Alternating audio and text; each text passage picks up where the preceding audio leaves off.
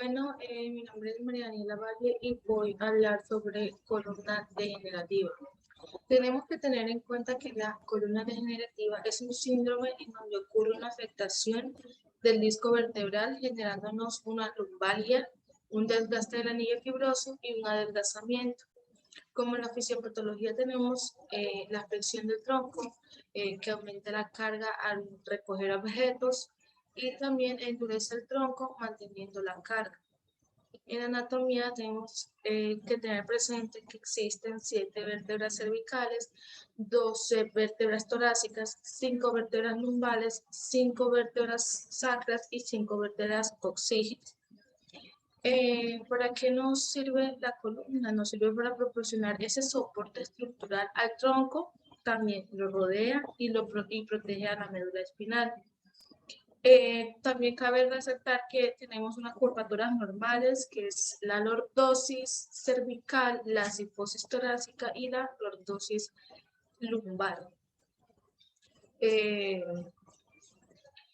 También tenemos que tener en cuenta los discos intervertebrales, que son unas estructuras entre las vértebras que nos van a permitir la separación entre ellas.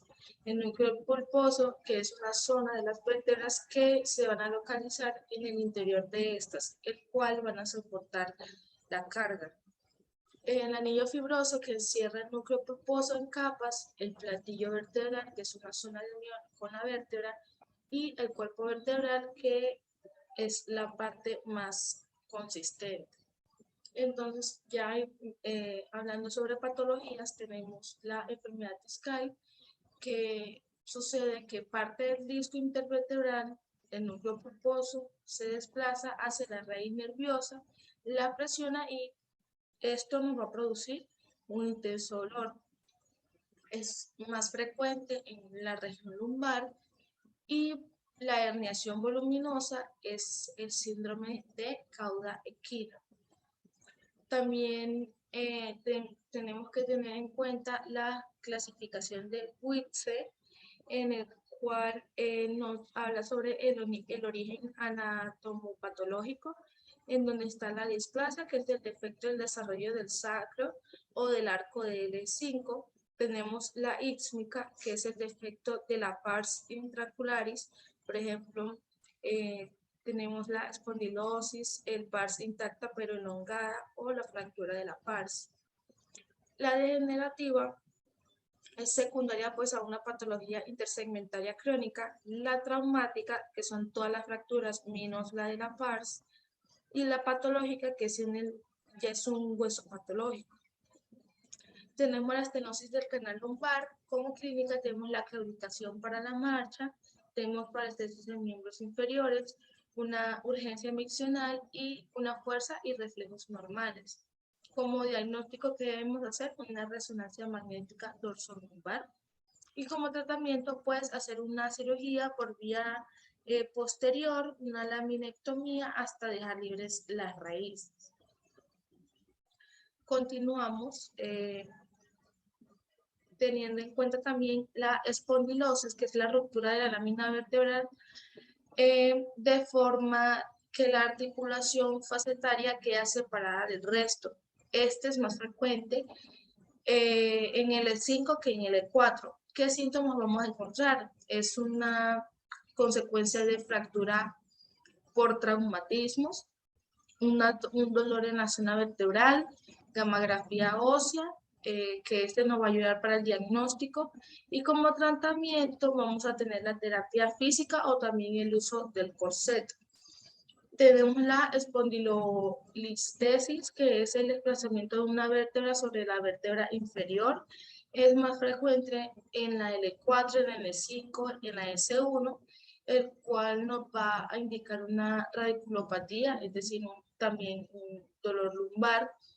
Y como apoyo diagnóstico podríamos usar radiografías y resonancias magnéticas. También tenemos la estenosis del canal cervical, en donde el diámetro antero-posterior es menor de 12 milímetros, en el cual hay un crecimiento hacia el interior del canal que nos va a comprimir. Entonces, como clínica tenemos signos de compresión medular, dolor, alteración en la marcha. Para el diagnóstico, podemos solicitar una resonancia magnética de columna cervical. Como tratamiento, una cirugía, pues eliminando la estenosis por abordaje anterior o posterior para extirpar dichos discos. En la escoliosis, sabemos que es una curva lateral de la columna que pues, nos ocurre más frecuente durante el crecimiento o el envejecimiento. Puede ser neuromuscular o congénito. Como diagnóstico, tenemos que ver mediante la inspección y para confirmar pues una radiografía de columna vertebral. En el tratamiento, esto va a depender la edad y la curvatura y pues obviamente la localización. Entonces, mayor a 20 grados se hace un seguimiento y menor a 20, mayor a 20% se hace un seguimiento y mayor de 20% se utilizará un corsé.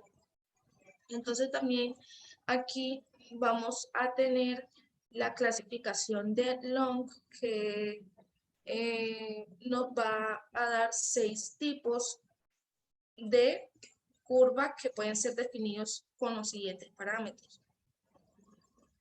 En la tipo 1, que es la torácica principal, que solamente hay una curva torácica mayor, es una curvatura mayor que está estructurada, pero las otras no. En la tipo 2, que es la torácica doble, entonces la curvatura torácica mayor y la curvatura torácica superior menor se encuentran estructuradas, las demás no se encuentran estructuradas. El tipo 3, que es la mayor doble, vamos a tener que la curvatura torácica, la toracolumbar o la lumbar se van a encontrar estructuradas. También la curvatura torácica es más larga que la toracolumbar. Si existe una curvatura torácica superior, no está estructurada. En la tipo 4 vamos a tener que también se llama triple mayor, en donde las 3 curvaturas se encuentran estructuradas. La curva torácica es la curva mayor. Y la tipo 4 es la curvatura primaria toracolumbar-lumbar, en donde la curvatura mayor se encuentra localizada en la transición torácica lumbar o en la columna lumbar. Y pues vamos a encontrar esta estructurada. Pero también la curvatura torácica superior o la curvatura torácica menor no se van a encontrar estructuradas. Y por último, en la tipo 6 vamos a encontrar la curvatura mayor toracolumbar o lumbar que se va a encontrar estructurada. La curva torácica menor también va a estar estructurada, pero el ángulo de Cobb es de 5 grados o menos. Aquí terminamos con la columna degenerativa y vamos a iniciar con ACV isquémico. Entonces, ¿qué es el ACV isquémico? Representa el 80% de los ACV que ocurre cuando un coágulo sanguíneo nos va a bloquear o nos estrecha una arteria que conduce al cerebro provocándonos una isquemia y luego así un infarto.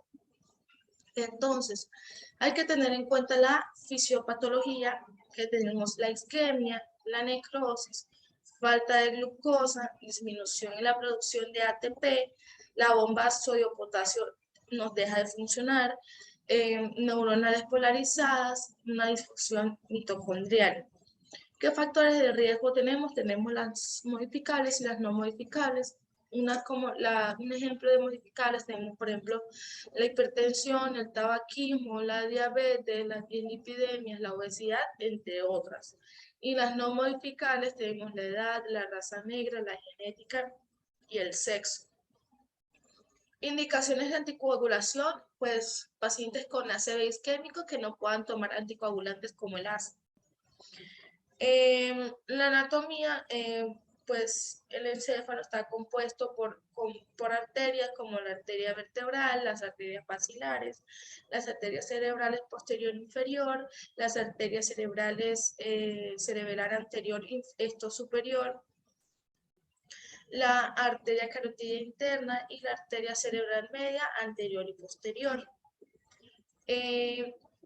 También tenemos el sistema venoso, que sería la vena central superior, la vena cerebral media superficial, la vena cerebrales inferiores, la vena anastomótica inferior.